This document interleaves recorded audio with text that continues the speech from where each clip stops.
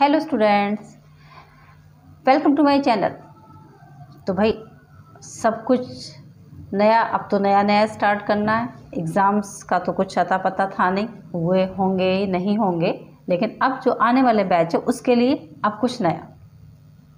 ठीक है, स्टार्ट करेंगे। सबसे पहले हम कहाँ से हम स्टार्ट करेंगे अपने अकाउंट्स वॉल्यूम 1 पार्टनरशिप स्टार्ट कर लेते हैं सबसे पहले।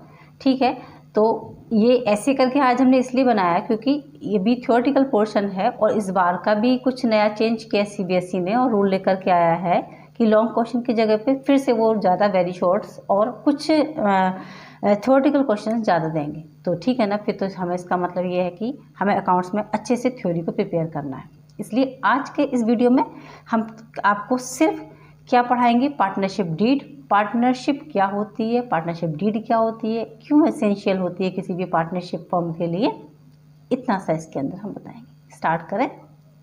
चलो, पार्टनरशिप क्या होती है सबको अच्छे से पता है कि भाई जब दो या दो से ज़्यादा पार्टनर मिल करके बिजनेस करते हैं तो वो पार्टनरशिप होती है। एक छोटी सी मीनिंग हमने इसमें लिखी हुई है। Partnership is the relation between persons who have agreed to share the profit of a business carried on और ऑल और any of them acting for all. क्या मतलब है इसका? वो सारे मिल करके बिजनेस कर रहे हो या उनमें से कुछ मिल करके बिजनेस कर रहे हो तो हम उसे क्या कहते हैं? ये रिलेशनशिप है। ये रिलेशनशिप है कुछ लोगों का जो मिल करके बिजनेस करते हैं प्रॉफिट को शेयर करने के लिए। तो पार्टनर्स हो गए। पार्टनर जब मिल जाएंगे, सारे इकट्ठे हो जाएंगे तो वो क्या कहलाएगी? वो हो जाती है हमारी फर्म। और फर्म का फिर हम एक नाम बना देते हैं, तभी तो हम उसकी आइडेंटिफिकेशन कर सकेंगे कि वो क्या चीज़ है। समझ गए? चलो अब हम आगे चलते हैं। ये कि पार्टनरशिप का नेचर कैसा होता है, नेचर ऑफ पार्टनरशिप। तो देखो भाई, पार्टनर अगर हम एक लीगल पॉइंट ऑफ व्यू से देखते हैं तो पार्टनरशिप अपने पार्टनर से अलग नहीं है, माने पार्टनर से ही फर्म बनती है। तो इसका मतलब दोनों चीज़ें सेपरेट नहीं है। इसका मतलब लीगली एक दूसरे के साथ बॉन्ड है। कौन? पार्टनर्स के साथ उसकी फर्म, दोनों एक दूसरे से जुड़े हुए हैं। मतलब अगर फर्म की हर चीज़ के लिए लायबल कौन होंगे? वो पार्टनर्स ही होंगे। ठीक है ना। अगर फर्म कोई डेट्स पे नहीं कर पाती है तो इसका मतलब पार्टनर्स अपनी प्राइवेट एसेट्स भी फर्म को देंगे, उन्हें देनी पड़ेगी, क्योंकि दोनों का लीगल एग्जिस्टेंस एक ही है। समझ गए ना।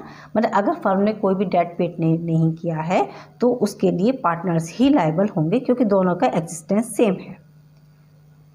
लेकिन अगर हम अकाउंटिंग पॉइंट ऑफ व्यू से देखें तो फिर पार्टनरशिप सेपरेट हो जाती है। ठीक है।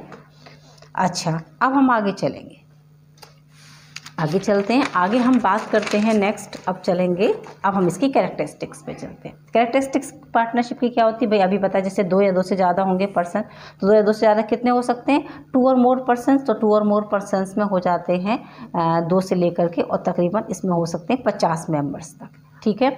लेकिन इसमें भी थोड़ा सा है, अगर सेंट्रल गवर्नमेंट प्रेस्क्राइब कर देती है तो मैक्सिमम नंबर 100 तक हो सकते हैं। बाकी सेंट्रल गवर्नमेंट की साइड से यही है कि जो रूल दे रखा है वो 50 मेंबर तक का ही है। ठीक है। इसमें एक माइनर नहीं बन सकता है। कोई भी ऐसा अनसाउंड माइंड का जो पर्सन होता है, यानी कि पागल हो, वो नहीं बन सकता। ये पर्सन कोई भी डिस्क्वालीफाइड हो, वो भी इसमें आपका पार्टनर नहीं बन पाएगा। एग्रीमेंट होता है, दो या दो से जो पार्टनर्स होंगे उनके बीच में एक रिटन एग्रीमेंट अगर हो गया तो उसे हम पार्टनरशिप डीड कहते हैं। एग्रीमेंट का होना जरूरी है। ये ओरल भी हो सकता है और रिटन भी हो सकता है। एग्रीमेंट का होना जरूरी है।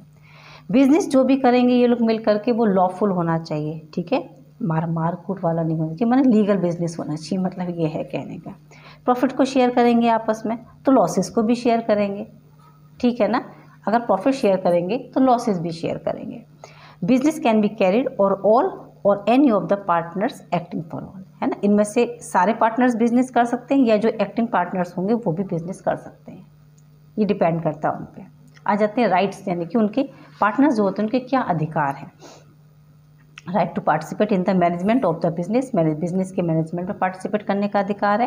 Right to consult about the affairs of the business, business के सारे मामलों में कंसल्ट करने का अधिकार है। Right to inspect the books of the account and have a copy. देखो, बुक्स जितनी भी होंगी वो अपने उसको इंस्पेक्ट कर सकते हैं, उसकी कॉपी भी अपने पास रख सकते हैं। Right to share profit and losses, ये तो होता ही है। Right to receive interest on loan, है ना। ये एक एग्री रेट पर भी ले सकते हैं, अगर एग्री रेट नहीं है तो 6% पर एनम से दिया जाएगा, ये उनका अधिकार है, ये तो उन्हें मिलेगा ही मिलेगा। ये सारे क्लियर होंगे आई थिंक आपको। आगे चलते हैं। Right to act according to his best judgement, ठीक है, आप उनके अपने बेस्ट जजमेंट के हिसाब से वो कोई किसी का भी वो काम कर सकते हैं अपने हिसाब से जो उनको सही लगे। Right to not allow the admission, अगर वो नहीं चाहते तो एक नए पार्टनर को एडमिट नहीं करेंगे, ये उनका अधिकार है। राइट टू रिटायर, वो फर्म से रिटायर हो सकते हैं। इफ़ अ पार्टनर इनकर एक्सपेंसेस ऑन द बिजनेस और the page amount on the behalf of the firm, अगर एक पार्टनर फर्म के बिहाफ पर कुछ खर्चा कर देता है तो the partner get indemnified for the payment made by him from the firm, तो वो पार्टनर उस खर्चे को फर्म से ले सकता है। समझ गए ना, अगर वो फर्म की साइड से कुछ भी खर्चा कर रहा है तो वो फर्म से लेने का उसको अधिकार है। आ जाते हैं पार्टनरशिप डीड पर। देखो, जब हम लोग सब मिलकर के बिजनेस करते हैं तो आपस में हमारे बीच में कोई भी लड़ाई झगड़ा ना हो, तो इसके लिए क्या होता है कि इसके लिए हम कुछ एग्रीमेंट करते हैं। वो एग्रीमेंट अगर हम लिख लेते हैं, रिटन डॉक्यूमेंट होता है, तो उसे हम कहते हैं पार्टनरशिप डीड। बहुत सिंपल है। A written document that consist the terms and conditions of the partnership is known as partnership deed. ठीक है, इसमें सारी बातें लिखी रहती हैं, ये पूरी तरीके से लीगल डॉक्यूमेंट है और इस पर साइन किए जाते हैं सारे पार्टनर्स के। अब इसमें क्या क्या बातें लिखी रहती हैं, ये description of the partners, description of the firm, principal place of business कहाँ पे होगा, nature of business, commencement of partnership कब शुरू हुई, कैपिटल कंट्रीब्यूशन कितना है, इंटरेस्ट ऑन कैपिटल कितना मिलेगा, इंटरेस्ट ऑन ड्राइंग कितना मिलेगा, प्रॉफिट शेयरिंग रेशियो कितना होगा, इंटरेस्ट ऑन लोन कितना दिया जाएगा, और क्या क्या होता है इसमें। और देखो रेम्यूनरेशन कितना मिलेगा पार्टनर्स को, वैल्यूएशन ऑफ गुडविल कैसे होगा, वैल्यूएशन ऑफ एसेट्स कैसे होगा, settlement of account, accounting period कितना लंबा होगा, right and duties of partners, duration of partnership कितनी लंबी पार्टनरशिप चलेगी, bank account operation, death of A partner तो क्या करेंगे ये लोग, सेटलमेंट ऑफ डिस्प्यूट्स, अगर लड़ाइयाँ हो जाती हैं तो उसका निपटारा कैसे किया जाएगा। इसे आपको देख के समझ में आ गया होगा कि इसका मतलब पार्टनरशिप डीड होनी ज़रूरी है और यही इसकी इंपॉर्टेंस है ना। पार्टनरशिप डीड क्यों ज़रूरी है, क्योंकि इसमें सारी राइट ड्यूटीज़ लायबिलिटीज़ लिखी हुई होती है पार्टनर्स की, और अगर कोई भी झगड़ा हो जाता है तो इसमें पहले ही बता दिया जाता है कि भाई अगर झगड़ा होगा, डिस्प्यूट्स होंगे तो इस तरीके से हम उनका सेटलमेंट कर लेंगे। ठीक है, तो क्या ज़रूरी होता है कि पार्टनरशिप डीड हो, is essential to have a partnership deed, no ज़रूरी नहीं है, लेकिन डिज़ायरेबल है। अगर हो तो बहुत अच्छा है ना, ज़रूरी नहीं है लेकिन हो तो बहुत अच्छा है। अच्छा, अगर अब नहीं होती है, ये सोचो नहीं है अगर पार्टनरशिप डीड तो क्या होगा, तो if partnership deed does not exist provision of the Indian partnership act 1932 apply हो जाता है। क्या होता है सुनो, अगर पार्टनरशिप डीड नहीं है किसी भी फर्म में तो वहाँ पर उस फर्म में इंडियन पार्टनरशिप एक्ट 1932 अप्लाई हो जाएगा ऑटोमेटिकली। तो क्या फ़र्क पड़ेगा, बहुत सारे फ़र्क पड़ जाते हैं, ये मैटर्स हैं। Share profit and losses partners के बीच में इक्वली डिवाइड होंगे। इंटरेस्ट ऑन कैपिटल नहीं दिया जाएगा, इंटरेस्ट ऑन ड्राइंग पार्टनर्स को नहीं दी जाएगी। इंटरेस्ट ऑन एडवांस या फिर लोन वो दिया जाएगा 6% पर एनम से। ठीक है, चाहे भले ही फर्म को लॉस हुआ हो लेकिन ये दिया ही जाएगा, हर हालत में दिया जाएगा। रेम्यूनरेशन नहीं दिया जाएगा। Admission of A partner depend करता है, अगर सारे पार्टनर्स राजी हैं तो आप एडमिशन ऑफ ए पार्टनर कर सकते हो, अदरवाइज नहीं कर सकते। इसका मतलब पार्टनरशिप डीड अगर एग्जिस्ट नहीं है तो सिर्फ हम पार्टनर्स को शेयर प्रॉफिट एंड लॉसेस दे देंगे इक्वल और लोन अगर दे रखा है तो उस पर 6% पर एनम से इंटरेस्ट दे तो बस फिनिश, इसके अलावा कुछ नहीं दिया जाएगा।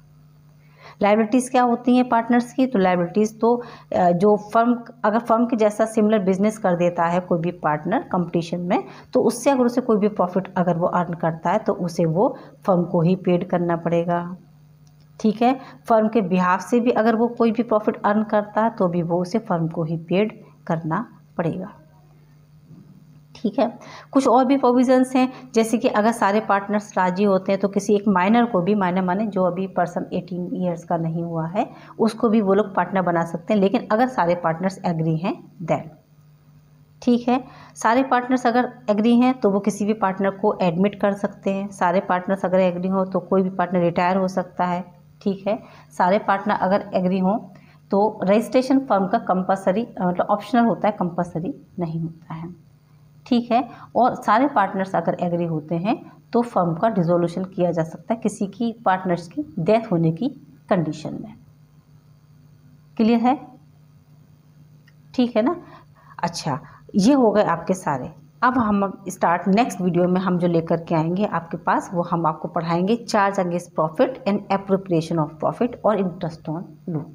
आज के इस वीडियो में इतना ही। इसको समझें, पढ़ें, इसीलिए आपको नोट्स बना के दे दिए कि आपको नोट्स बनाने की सेपरेटली ज़रूरत नहीं पड़ेगी। आई थिंक आपको ये क्लियर हो गए होंगे। फिर भी इससे रिलेटेड कोई भी क्वेरी तो आप मुझे डेफिनेटली कमेंट बॉक्स में जाकर के कमेंट करके मुझसे पूछ सकते हैं। Okay children, take care, good bye.